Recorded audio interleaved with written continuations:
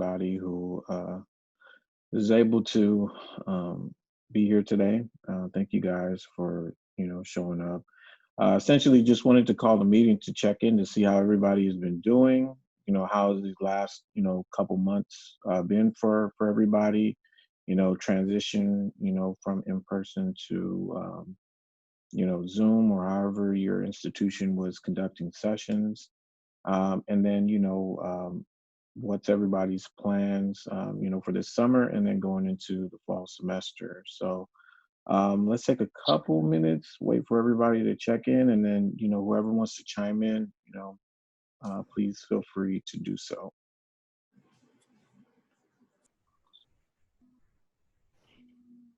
All right, so anybody who wants to chime in, let us know what's been going on at your institution since COVID started. What do you guys have planned upcoming? Jessica, feel free to fill us in. Sure. So I can give an update from SF State. So when we moved to shelter in place in San Francisco the second week of March, and we basically all took a week off of classes to move to Zoom. Luckily for me, a fair number of my my SI leaders had used Zoom in some capacity for meetings or other things in the past. So I ran half-hour kind of get started sessions with them on demand for the SI leaders, and we were really lucky because we were able to move basically entirely to Zoom in about a week. We didn't really experience any challenges that were I would say different than what like regular faculty members experienced.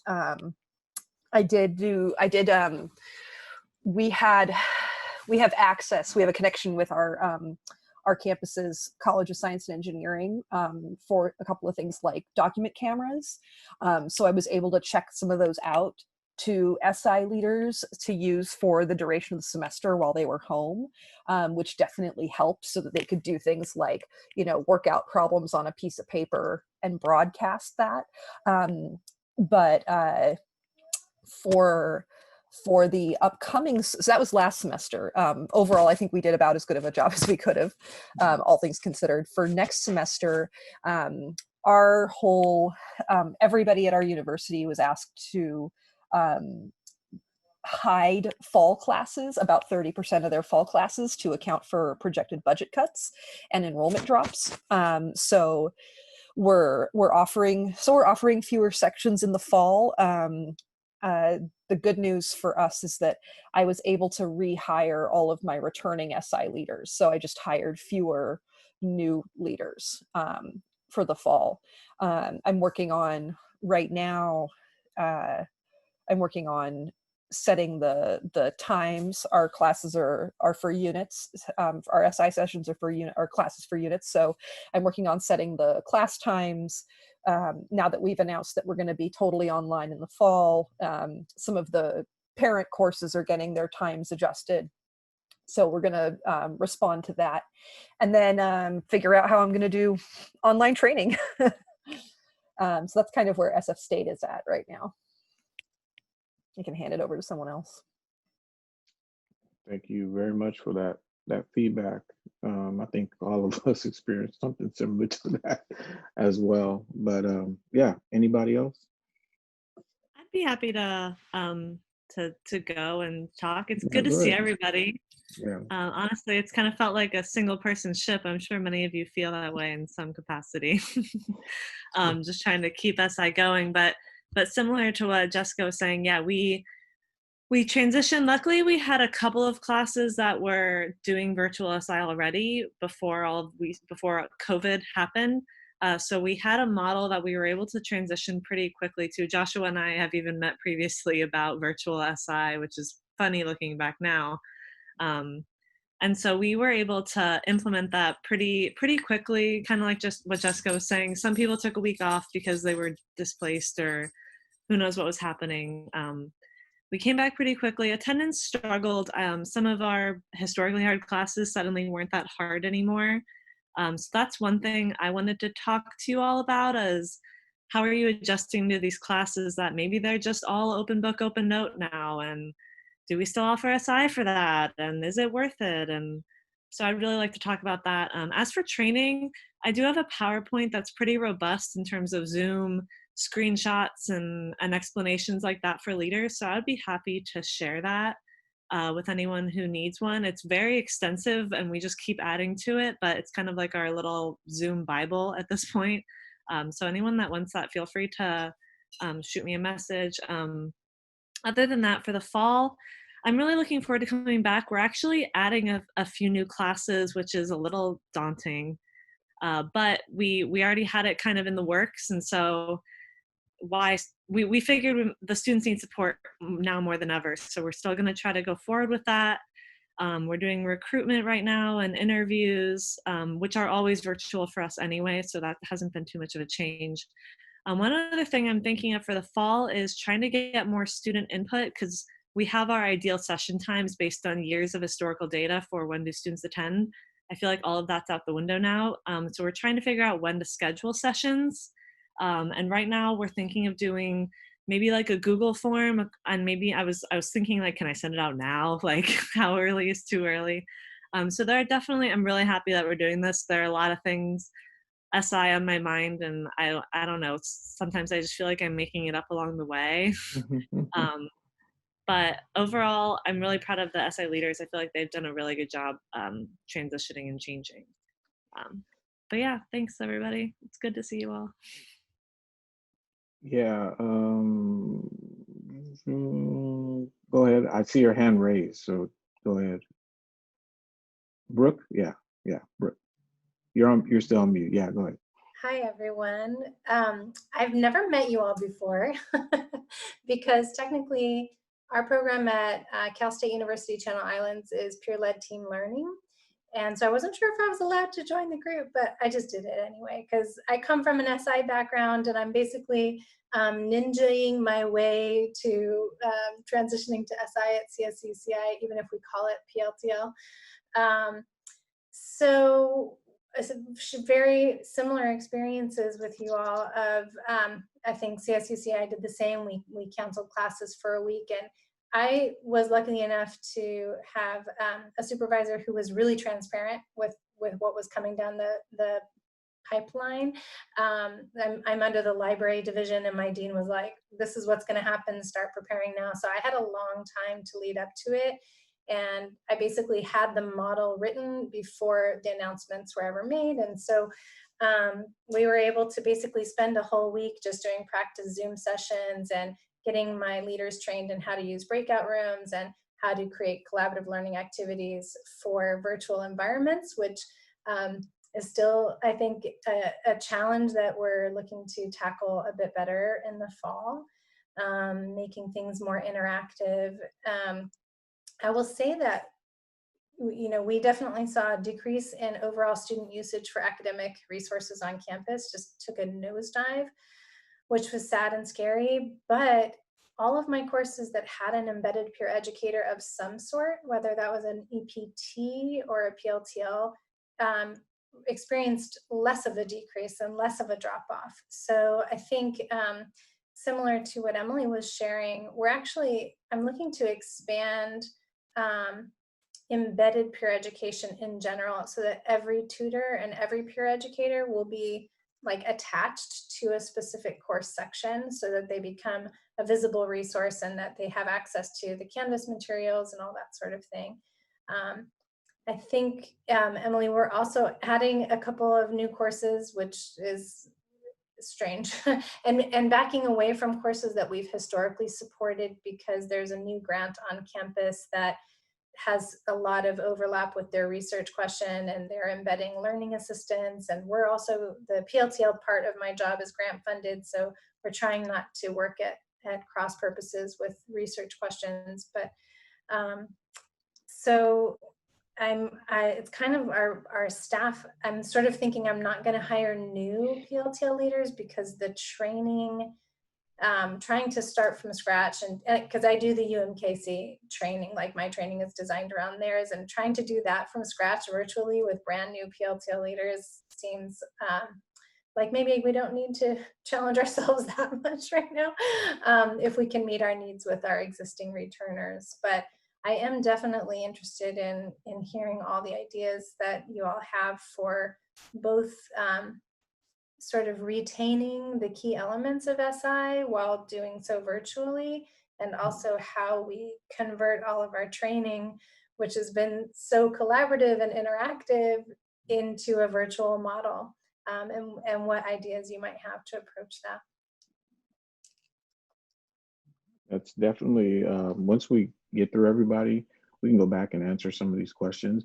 But I just wanted to quickly touch on a point that Emily brought up, was with her, I believe it was her SI leaders and, you know, the student interaction, and then, you know, trying to, you know, keep the consistency. And so I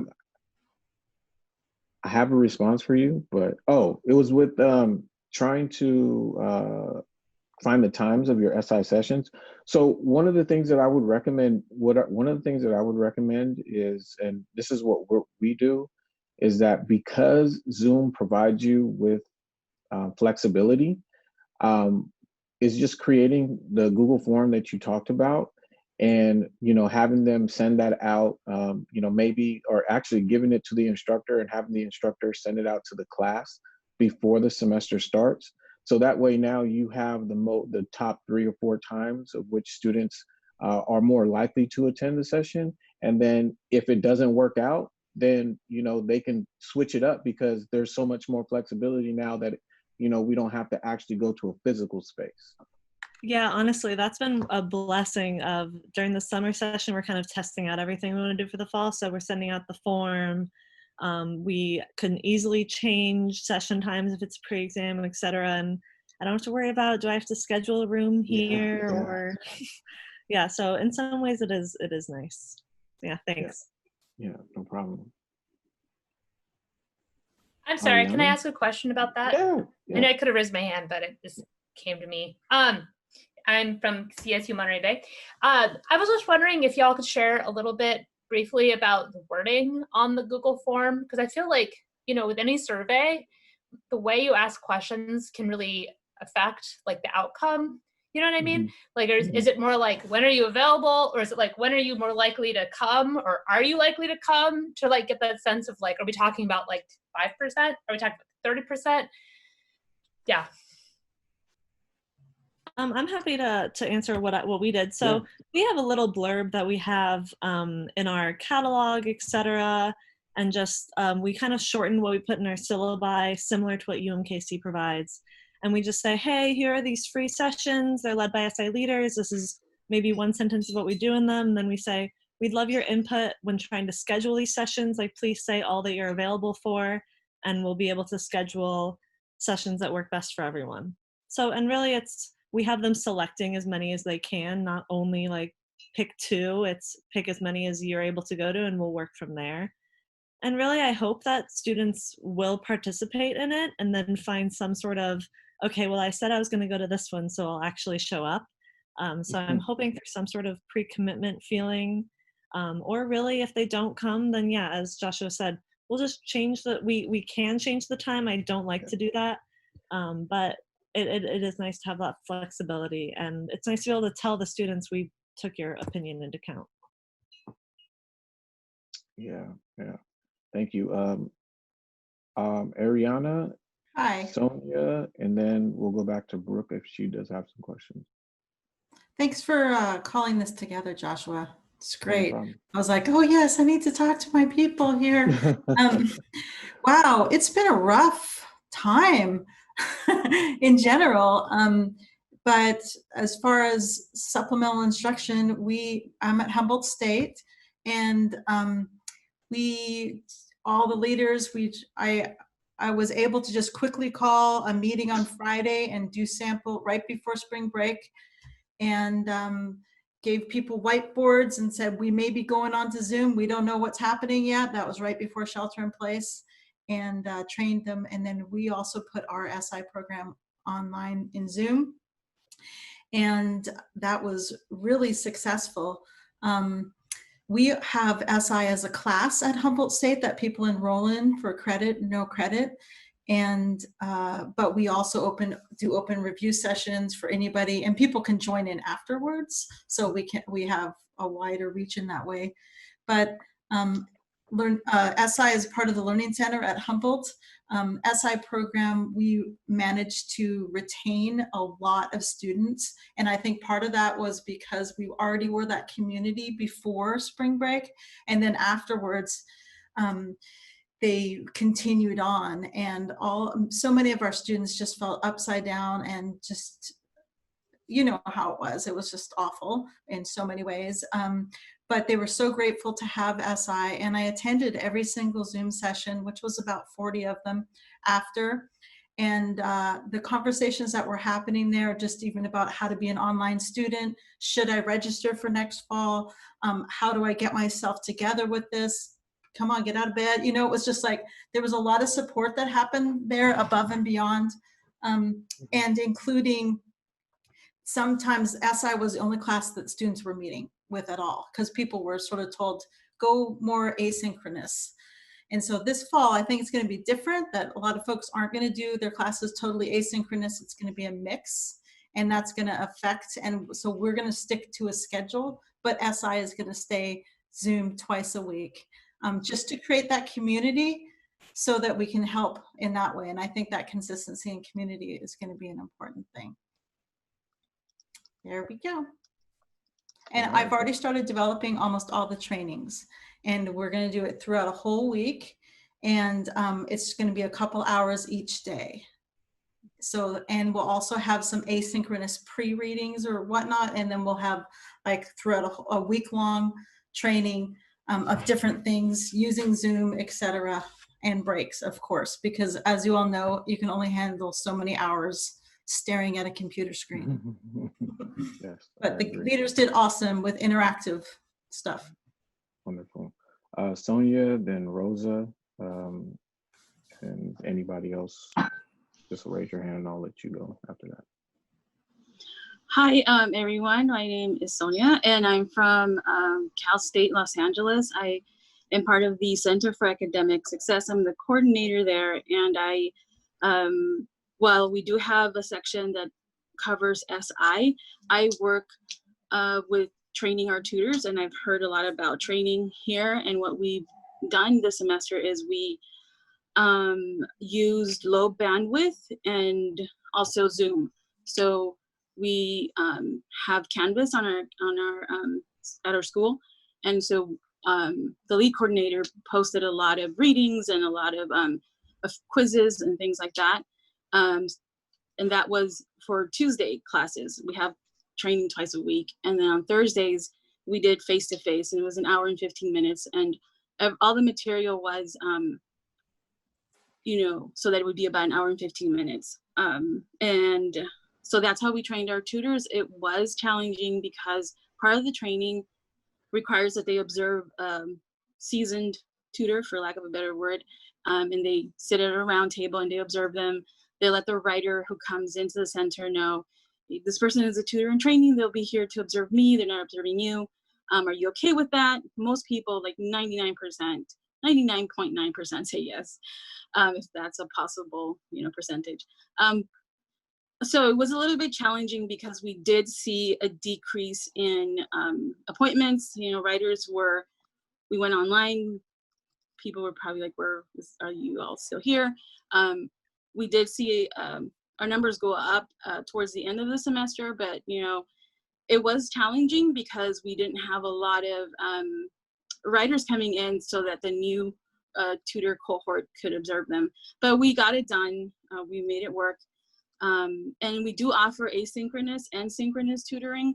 So asynchronous is we just, have someone submit a paper before their session. So they do schedule a session with the tutor, and then we block the tutor off. We use Navigate, which is our scheduling appointment system. It's student facing.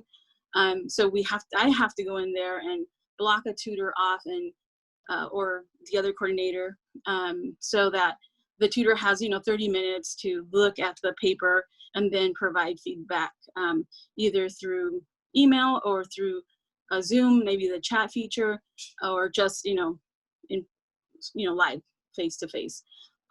So yeah, those are some of the things that we've done to continue offering our services. And we also had a week to prepare for this, maybe 4 days, something like that. And we did, we just trained. We went even before we actually were told, you need to stay off campus. We had 2 days to prepare, and our director got the team together, and we divided into 2 groups and said, okay, you figure out how we would tutor if we have to be on campus, but provide tutoring through Zoom, and then this group if we're off campus. So, it was pretty quick turnaround, but it's working so far. Wonderful. Yeah, the whole training part is probably the most interesting part going into next semester too. I know one of the things that we're doing, we're breaking our training up. So we're giving our SI leaders about 2 hours every week starting July 13th to cover 2 to 3 different parts of what we want them to hopefully know by the time we'll get together in August. So in August, we'll get together for 5 to 7 hours. And at that time, it'll really just be for practice. This training that we're doing online, well, through Canvas, essentially, is for everybody. One of the things that I learned is that though we had a training to get everybody up and going with the Zoom, I still felt like there were some areas that, we could improve upon. And one of the areas that I noticed that some of my SI leaders struggled with was time management and their schedule. They used to have a class at this time. So instead of actually getting up and being somewhere, they're either sleeping or they're doing something else. So we're just trying to be more intentional and get them to, understand what their schedule is going to look like and stick to it. So no matter what, if you have a class at that time, do something at that time that is, work or school related. So you're getting into some sort of rhythm, and you kind of, by the time the middle of the semester comes, you'll be fine with how things are going. And it was just a lot of people struggled, and I didn't want to see that. So we're trying to get started a little bit earlier to get everybody to kind of understand, okay, this is your role, this is what you're going to do, this is what it entails, and then practice. And hopefully, when they get started, they'll be up and running and ready to go. Rosa, you had something you want to share too? Yes, Rosa Heckenberg from Cal State Dominguez Hills. Our transition to virtual went, I would say, went easy, and it was very successful with the SI program. My math specialist actually started working with the SI in advance. When we started hearing about the COVID-19, I talked to him, and I mentioned, it sounds like we might gonna be doing things online. So he started working and figured out on Blackboard, how can we use that platform to do the SI sessions and the SI attending to the class. And so by the time that we were asked to work from home, we had already trained the tutors and the SI. So they were all set up. The training was not long training because since it was the first training that we did, we were able to do it on campus because we were still there. Then we did additional training online, and so that had to be shorter because, virtual is completely different than when it's in person. But March 16, that was the last day that we work on campus. That was the day that my new SI coordinator was starting to work, which I thought that it was kind of crazy. The HR agreed that she starts working because I thought they were going to postpone it. So I told her, okay, well, we're not coming back tomorrow and we don't know when we come back. But, you know, she was say she's already familiar with the program. So she was really able to work really close with my math specialist, continue the training. We did have a small decrease on attendance in the non-math classes, but on the math, it still was continue being the same way. One of the things that helped us a lot is that we did a meeting for the SIs once a week, and then we also have some tutors that they support the SIs. So we will have 2 meetings a week with the one meeting for the SI, one meeting with the tutors, just to check in and working with them, give them additional tools and see what are the challenges that you experience. And obviously we let them know that if it was any challenges to email us right away. So I think that meeting made a big impact on the continued training because it was kind of a training and everybody had all the SIs had the opportunity to share, you know, the challenges of what was working good. So they were even supporting each other of what other tools they can use. And, you know, we using Blackboard for the sections and everything and on the collaborative platform.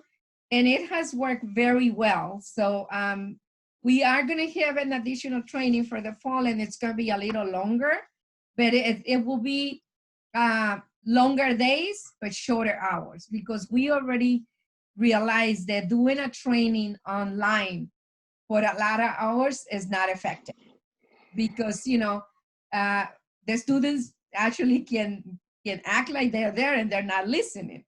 And so, but like I mentioned, you know, the attendance was very successful, and only I saw a small decrease on the non-math SIs.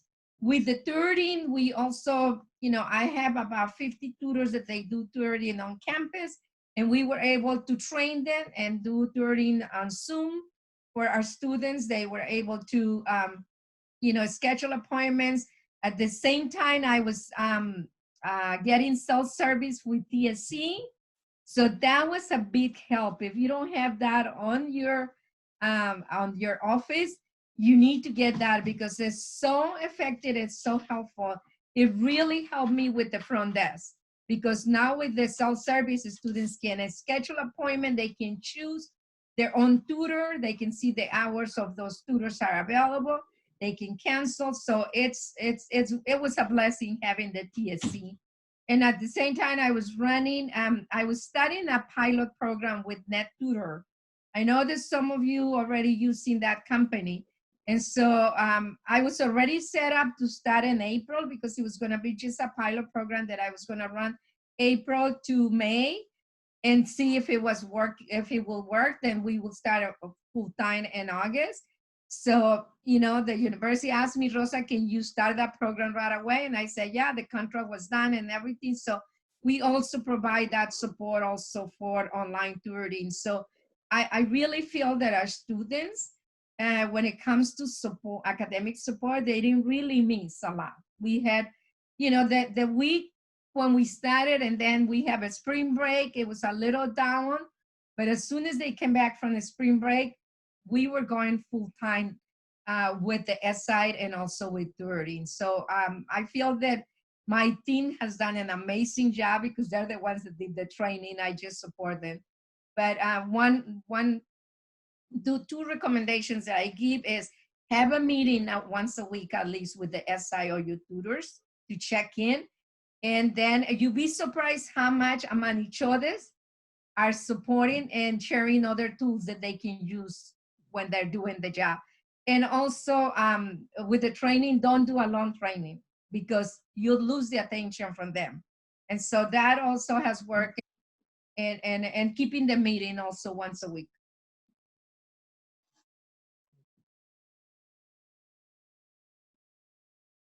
Anyone else want to share? ask a question of the group maybe? So we've been really challenged at CSU Monterey Bay, by the way, with how best to address the needs for the asynchronous versus the synchronous courses. I'm thinking, like I've heard from someone else, that more people are probably going to be doing synchronous in the fall, just because we've heard from the students they really actually like that. But like, I'm just thinking like how to support those courses, because it just sort of is, for us anyways, it's sort of a foil to what we usually expect our leaders to attend class, and if the class is a video, right, it just seems a little bit weird. I don't know, like, I mean, I'm not thinking outside the box, but I'm just wondering if how folks have dealt with that. Brooke? Thanks. Yeah, we found that the majority of our classes went primarily asynchronous, and maybe even beyond asynchronous. We had a lot of sort of MAA faculty members where even their office hours were not being held. And so, so I kind of created a very quickly thrown together, and please, you know, slap me down if this is not the right approach, if anybody has a better idea, but they had to watch all posted videos as though that accounted for their in-class time. Mm-hmm. And for accountability, they had to post their notes to Canvas, and also to a folder that we have in our Canvas page. So they would post their notes for students in the Canvas course, and then they would also share it with me just for oversight and accountability in case anybody ever asked. And then I encouraged them to connect with their supported faculty member to ask about potential new structures that they could implement, such as hosting a discussion board conversation or increasing the number of office hours that the PLTL leader was hosting. So those were some ideas that I had. I don't know if they're the best ones. Those are really good ideas. Those are some of the things that we were doing too. So if the instructor wasn't actually there during the time of the class, what we were doing is encouraging students to attend that time anyways, so they can watch the video with the SI leader. So during that time, they can ask questions and get feedback. But if the SI leader can't answer the question, we can always refer that to the instructor. And you know, they would also do the same thing, taking notes. In our chem course, they were creating discussions. So they were using the discussion board to talk to students about some of the questions that they had. They were also doing 10 to 15 minute Zoom sessions, or Zoom, you know, over Zoom, just talking to students about, you know, the content in the course and any questions that they had. And it was usually in line with the instructor's office hour. So there were multiple people that the students could talk to during that time period. So it really just depends on the instructor and what they have set. I know here at San Jose State, there's over 1,000 instructors that are going through what they're calling a summer institute. And I'm sure that's being done across the CSU to some extent. But here at San Jose State, a lot of our provost has, you know, asked instructors to do asynchronous versus synchronous. So, and I think a lot of it has to do with, you know, accommodating those students with learning disabilities who, you know, may not really, you know, feel comfortable with the whole showing up to, you know, a Zoom session or a Zoom class. So they felt that, you know, asynchronous would probably work. So we do have instructors that are going to do a little bit of both. And that's one of the things that I'm requesting on my SI leaders, is to find out what that looks like. So before the semester starts, we're prepared for what the format is going to be, what days of the week that's going to be on, and then what are we going to do when it is asynchronous? What are we going to do with that time period? You know, how are we going to connect with the students? I think there's going to be more opportunity for us to be able to, or for the students to be able to connect with their peers than there was with the in-person format. And I think now that the students have had this 2.5 month time period, they understand what's coming in the fall semester. So they're going to be more amped to want to attend a session. You know, how many is going to be up to them, but I think we're all going to see an increase. So I'm hoping for. I know we saw an increase here at San Jose State, but I'm going to assume that I think everybody will probably see some sort of an increase now that students have an idea of what's coming to them.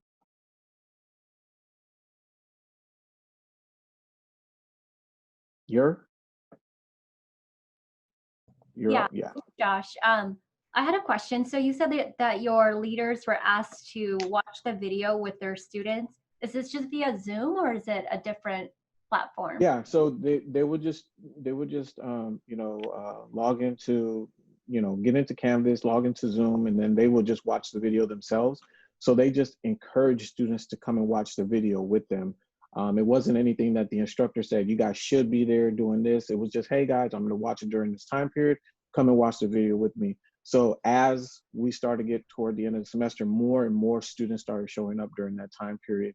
And we really saw, not just an increase there, but more connection even with the discussions that were taking place, which were kind of led still by the instructor, but the whole working with the instructor really, especially during this time period, was a real crucial part to those that were able to have the success, whether it was in their sessions or just connecting with students as a whole.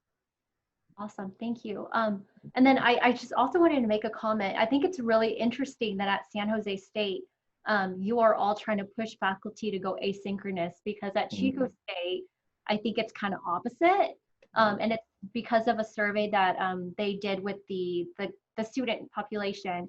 And we also heard about this a lot with the students that we serve in the SI program. A lot of them felt like some of the comments were saying things like, I feel like I'm teaching myself organic chemistry, and who can teach themselves organic chemistry, and I really felt for these students who just felt like they were paying for someone to teach them, but now they're being given textbooks and being told to teach themselves.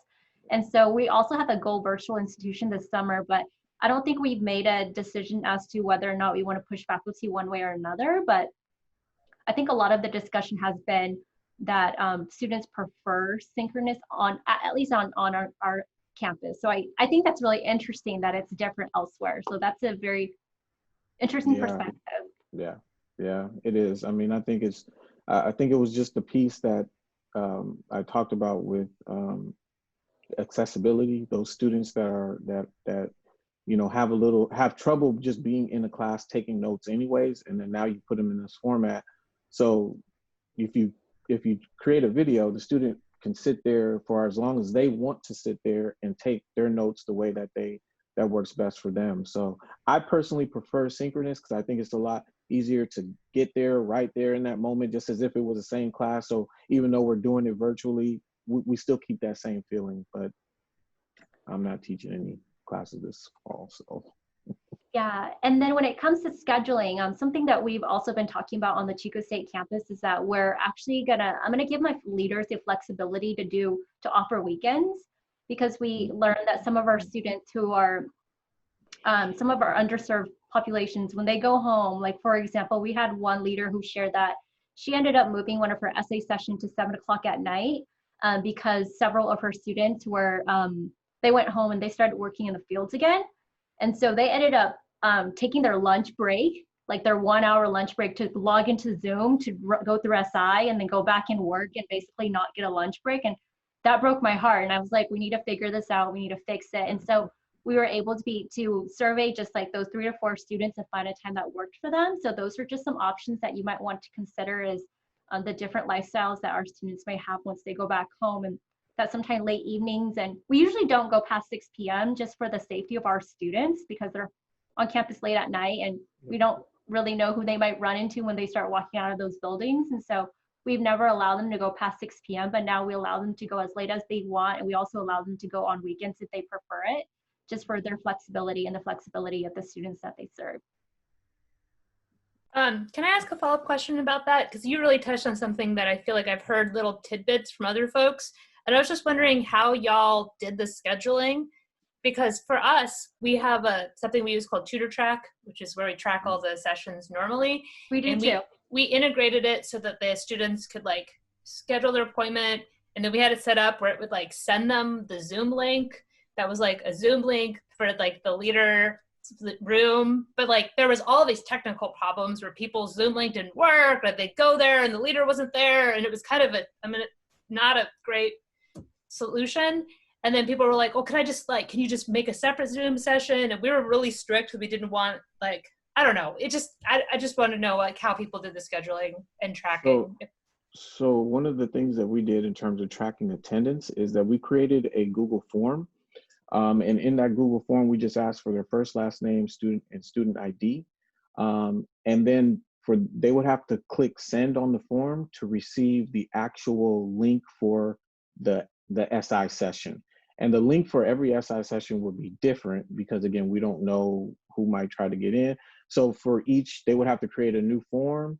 And then on the back end, they would just have to go through and make some edits, counting for people who may have signed in multiple times. And then they would now we're thinking about just carrying that attendance over and putting it on a master sheet. So we don't have to actually log into a separate format because, hey, we're not on campus. So you can have all your attendance on one master Google sheet. So that's one thing that we're messing around with, but we're still going to collect the attendance via the form. That's what we were doing, but we were finding that the form was overestimating our amount of attendance. So students would log in, put in their red ID, see the link, maybe click it, maybe they never click it, maybe they were just curious what was going to come up, and we found that it wasn't reflective of our real numbers. So we actually halfway through last semester switched to in session, the students will private message their red ID to the SI leader. And so what we do is we have Google Calendars, and we'll create an event for each SI session. And in that description of the event, it has a link for it. It has troubleshooting advice. It has general advice for students if they need it for Zoom. And all they do is click that link for the session, and then they go straight to the session for the leader. Because we did try that. It's just, I was feeling nitpicky about the numbers and wanting to make sure, like, I was at this session, only 2 people were there. It wasn't 10 people. Yeah, similar No, go ahead. Similar to what Emily did. We were worried about people sending in and not showing up. So SI leaders are taught that on their PowerPoint. The first slide obviously is always like a hi, how's it going slide. The second one is the rules for the session. So, like, turn your cameras on, please don't be disrespectful. And then the third slide is automatically a Google form for the roster. So that only those who show up can click that link and sign in. And as they're signing in, the leader has it open on their end, the Excel sheet, so that they can see that only 3 people signed in, and they initial next to that, and then they just close it. And after that, they just don't even worry about that anymore, because I go in and I populate everything into TutorTrack that on Monday morning following that week. And so we're able to avoid duplication or like people signing in without wanting to actually show up that way, if you want to try that route. Hey everybody, Stanislaus. We have been using the TutorTrack program as well, and this summer we're piloting, and it seems to be working after the first week or so. Is we've been able to actually insert all of the class rosters into TutorTrack, into that class for that specific SI. And so when they log into TutorTrack, they get that Zoom link, it takes them directly in, and they've signed in, and it tracks the attendance that way. So I'll keep you posted if you want more information on how we did that. I'd be happy to share it. But it seems to be working so far. I know summer is very slow. It's not as many classes, but it seems to be working for us so far. Can you explain that process again? We've never used TutorTrack for SI visits before, and that sounds fascinating. Yeah, I'm not super detailed in it. I'm not the analyst who was working with it. So pardon my my lack of knowledge on all of the terms, but basically what she did is she put their schedules into TutorTrack, and within that she was able to, it may have to be something that you work with your IT department on, but we're able to communicate very well with our PeopleSoft program, so we're able to just insert that class roster. So if it's for our, Chem section 1, we link that roster directly to that SI leader. So they're all basically, it's almost like they're assigned a group tutoring session. There are some, tricks with that. So if you have, what's the word I'm thinking of? If you have any kind of settings that alert students when they've canceled and things like that, it will still alert them of that. So that's kind of the only downfall that I'm seeing so far, but it seems to be working, and we're just kind of trying to pilot it during the summer. But yeah, she was just able to put in the entire roster, assign them to one SI leader, and so when they log into Tutor Track, it's right there on their welcome page with the Zoom link, just the same as it would if they had a tutoring session. And I can get more details and send that out to the group with my analyst information on there. And then the other thing I just wanted to share that we did, I mean, we had very similar experiences as everybody else did moving online. We were able to use our spring break as some training, which was really nice. But the one thing that we decided is, because of the community that's built with our SI leaders, we're building in virtual office hours for staff as well, to where they can come in, because, just to replicate that, coming in the office and trying to connect with SI advisors, SI mentors, etc. So that's something that was really valuable that we implemented towards about the last month of school, and it was very valuable. We had a lot of good feedback from our SI leaders regarding that. Oh, great, thank you.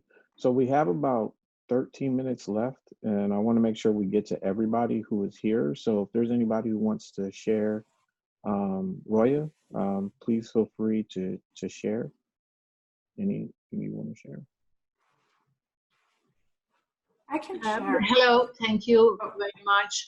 I have a question for my colleagues about synchronous or asynchronous. I believe synchronous is way more helpful for our students. And I understand we want to accommodate everybody, but how many disabled students do we have? Should we, for one disabled student, we change the system to teaching 4D students? And then if, for example, one disabled student is not comfortable, the same as right now, they don't use the camera and share to the class. I think teaching synchronous is very helpful for students.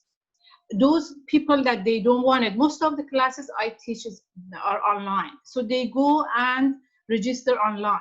But those people that register face-to-face, really, they need this teaching. I wanted to see what other faculty think about it. Thank you.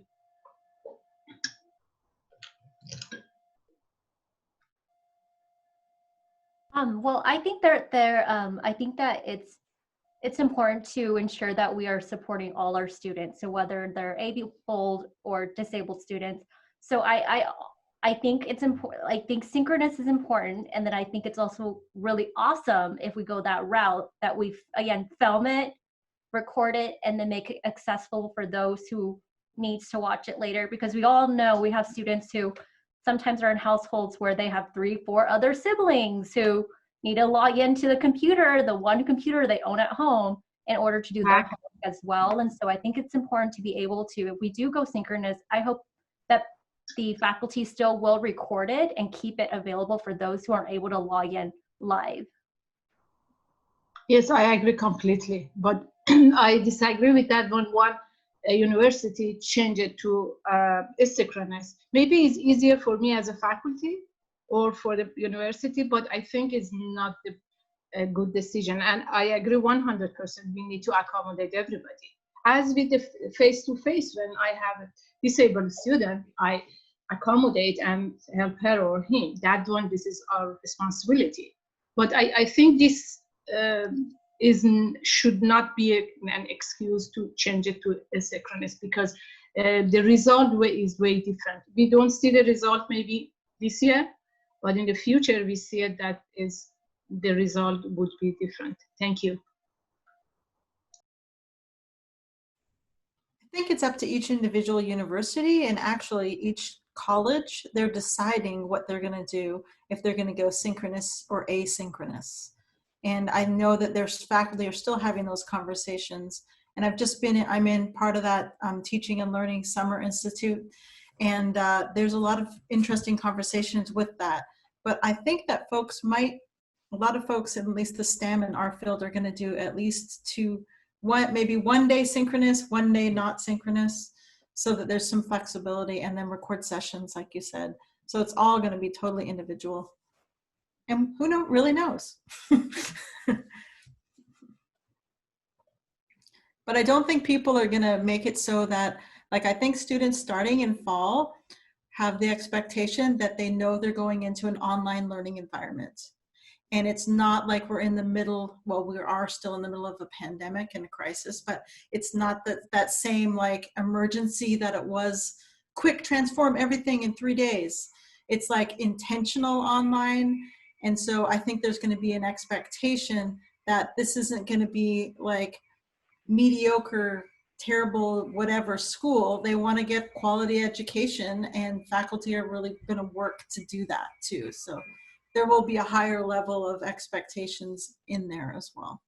Hopefully they'll do a really good job at creating good classes. Thank you. So is there anybody else that wanted to go before we get to 3 and just share what's going on? I'd like to speak. This is Tina Jordan from Sacramento State. How is everybody doing? All right. Okay. I'm so glad to see all my SI family. It's been pretty lonely out here in Sacramento. As a matter of fact, UC Davis had reached out to me to ask about what we were doing as a CSU about SI for the fall. So I wanted to talk about the synchronistic.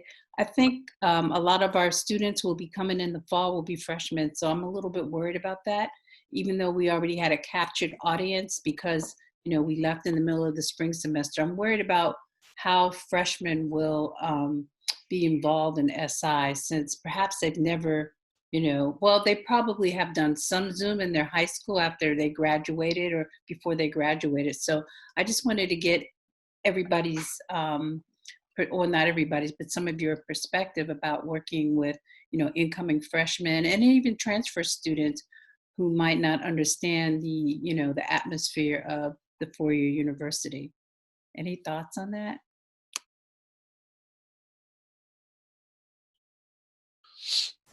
Hi, John Detka from CSU Monterey Bay. Hi, Tina. We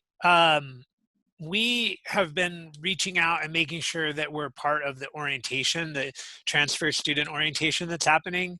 And we made sure that that our piece in the orientation really just allowed a lot of time for them to put their questions in the chat.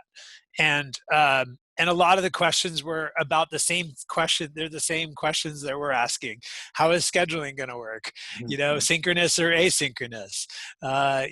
Where's the accountability? How do I get help? All of that. And so we had a really wonderful series of discussions and offered a bunch of different times for the transfer orientation instead of just 1 or 2 times. They offered, I think, 6 or 7 times, and it kept the group small, kept it really engaging, and we made sure that we had a strategic, presence during that time.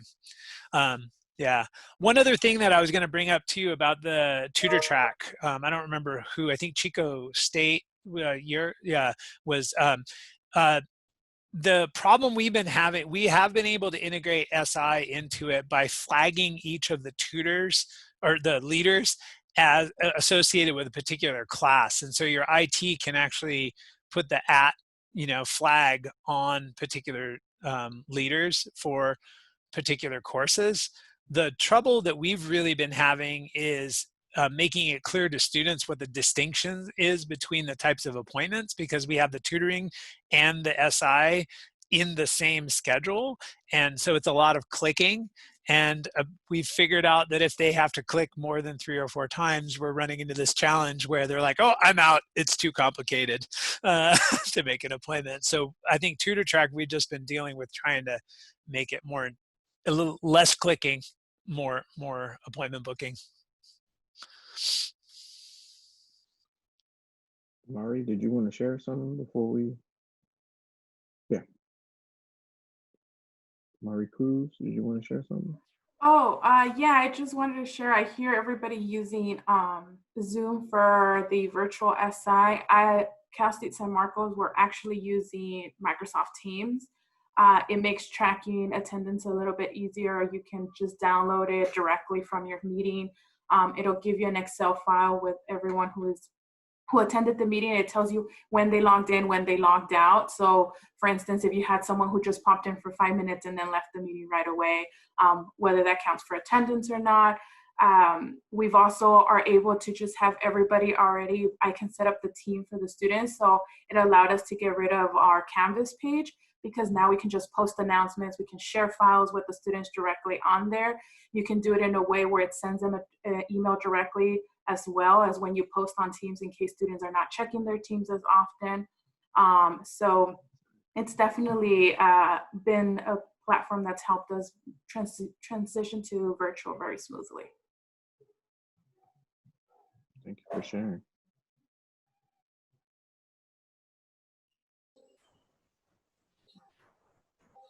Hi, this is Chris. I also want to speak in terms of working with incoming freshmen. I work closely with the math department here at the Age, and we work with our summer bridge programming, and that mainly targets incoming freshmen. And this year it's going to be interesting just because we're usually used to working with about 30 sections. We're looking at close to 900 to 1,000 incoming freshmen. This time around, we're working with 12 sections. We're expecting somewhere between 200 to 300 students that might be willing to come in for some programming. Definitely, I agree with John in terms of working with being part of the new student orientations. That definitely helps in spreading the word and getting students comfortable with the idea of SI and kind of sharing what SI is. Also working closely with the advising homes. Advisors also sharing that information as well as they're helping them enroll into classes and them sharing what SI is all about and how can it best support them and their transition over to college. We also work closely with the, as you all mentioned, working closely with the faculty member and the department chairs, just so they're also aware and they're also spreading that message and encouraging students to attend and sharing the positive effects that going to SI may have to in terms of their grades and their future careers in the university. And one thing that works in our favor is that we've been able to work with the department to include the SI study sessions as part of the course schedule. So they have, when they enroll into the course, they have the lecture time and they have the study session time already included in there. So it helps for the incoming freshmen who may not necessarily have the behavior patterns to go to SI to have them already have that scheduled, have that SI session in their schedule. And it's not an extra unit, and it's not an extra cost to the students. Thank you. Awesome. Thank you I'm for sharing that curious. information. Go ahead. Oh, sorry, Chris, really quick. Do you schedule your sessions very far out in advance then, or do you just include a link to the sessions? So for us, just because we've been including the study sessions in the schedule for about 2 years now, we've for this quarantine that we just happened, we've been using Blackboard Collaborative Ultra, and we just keep it at the same scheduled date and time, and we just upload the URL link in Blackboard. Okay, so each semester you have the same session times? Correct. It varies depending on the block schedules that we have them, but for the most part, they're usually at the same time and date. Thanks.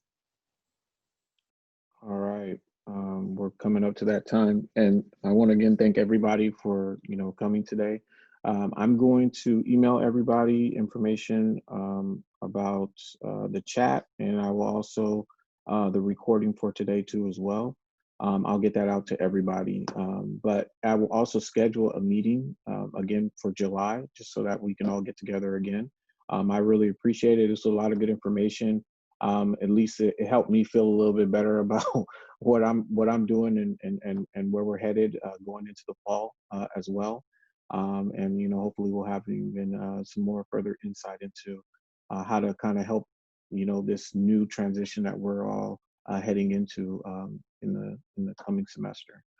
So thank you guys again. It was good seeing everybody. Stay safe out there. Miss seeing all your faces, and hopefully we'll be able to actually be in the same room at the same time soon, hopefully. But have a good day. I'll see everybody soon.